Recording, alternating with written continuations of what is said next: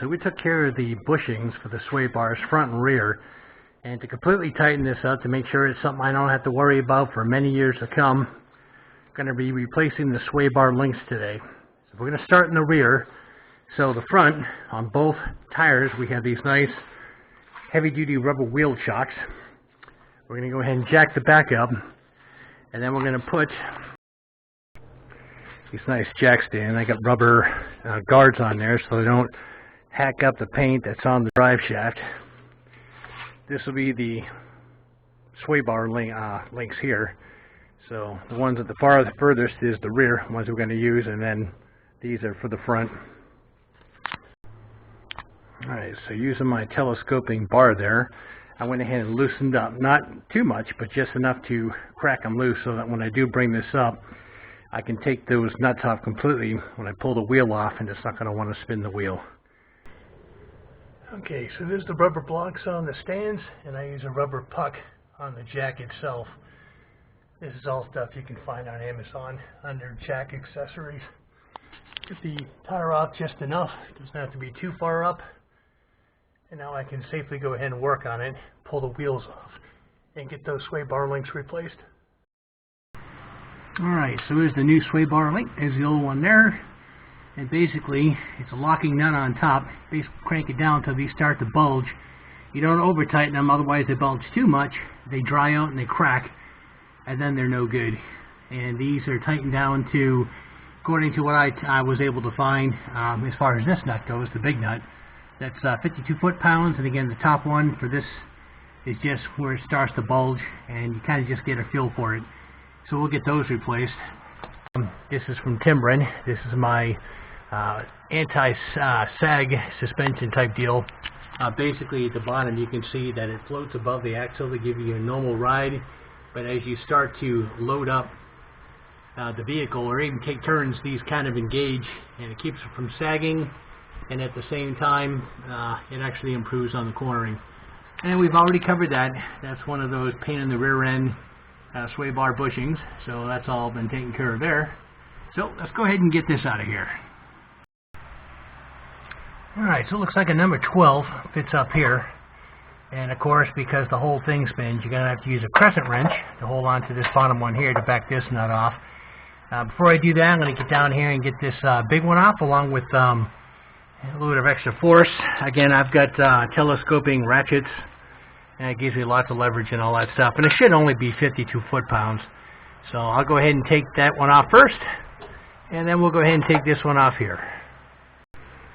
Okay, the size 17 for the nut that's on the inside of this one here.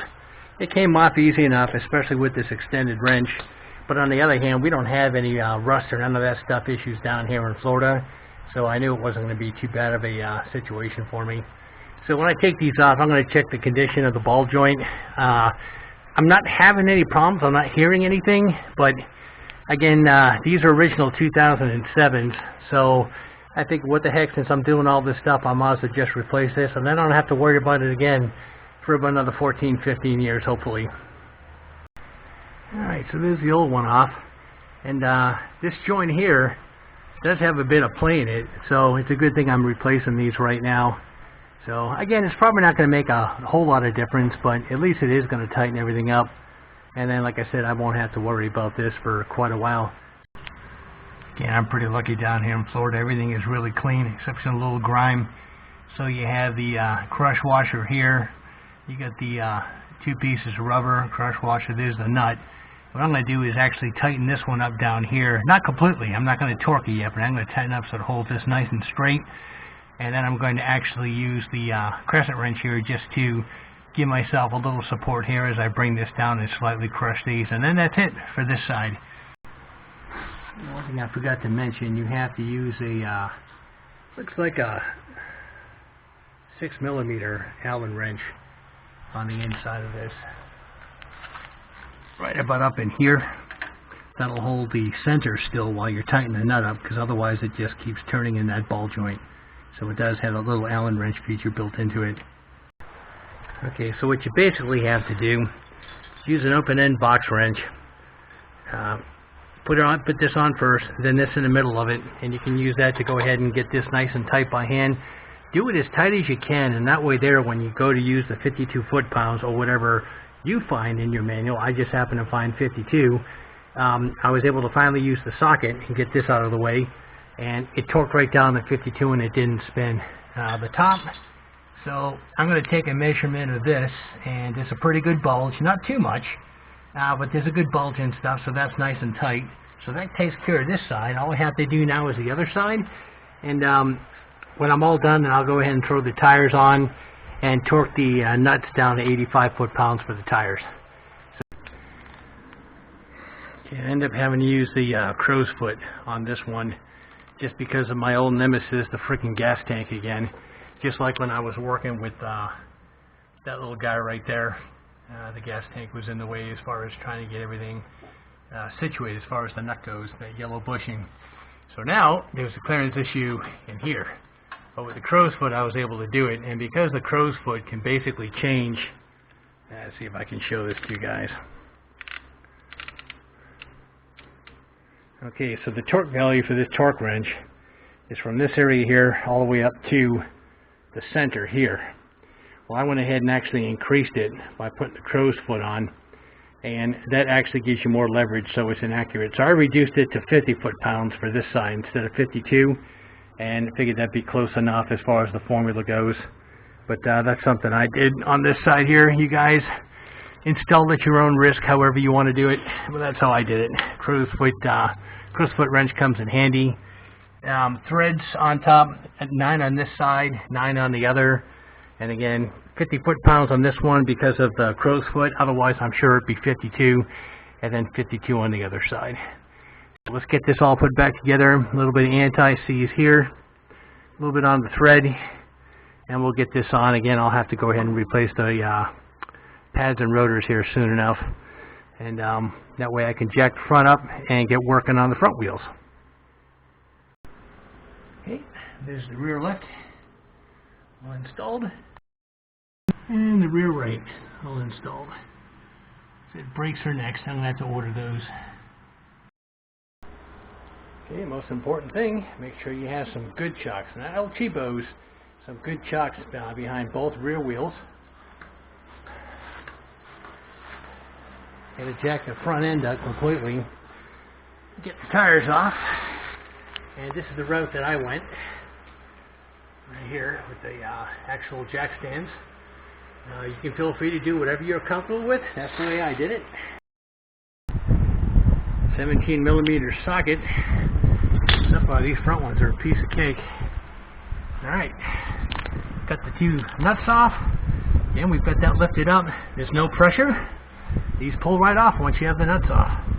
So, looks like a longer bolt up top, short one at the bottom. And let's go ahead and have a look at these.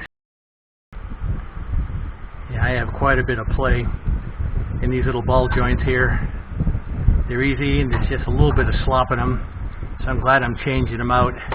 They'll be able to better utilize the sway bar drop along with the polyurethane bushings up front. So this will be nice by the time I get it done. Alright, we have the same thing. Those will haul it out in case you need to put an Allen wrench in there. And there's also this little kind of washer with some flat sides on it. I like to crank them all the way in just to kind of match that one there and make sure they're all in as far as they go. Okay, and you can see with it cranked down all the way, it mimics the one from the factory. And again, these are a lot stiffer. One of the things to do before you install these is push down on a block or something like that, these to kind of loosen up the actual ball joint that's in there, because they're so stiff they don't move. It's really hard to do it in your hands, and I just push down on a block of wood, loosen these up a little bit, and that way I can finagle them into place. Okay, let's say there is a left and a right side. It's kind of hard to mess it up. It's a lot better to put the bottom side in first and then pivot this forward, pulling this down to get the top through, and then you can just start the nuts, is all. Kind of like I do there. Now I can go ahead and tighten them down, and then once I get them really tight, I'll go ahead and torque them to 52, and then that'll be it for this side. Okay, this bottom one tightened up pretty good without having to use the Allen. Again, I just need to torque it. The top one is spinning, so I use a little breaker bar here to hold an Allen socket, and I'm just using the box end number 17 to go ahead and tighten it up. Once this gets tightened here, it won't spin anymore, and then it'll be easy to torque these down to 52 foot-pounds. Okay, so the inside bolt, because the shock is in the way, end up doing the old crow's foot trick again here.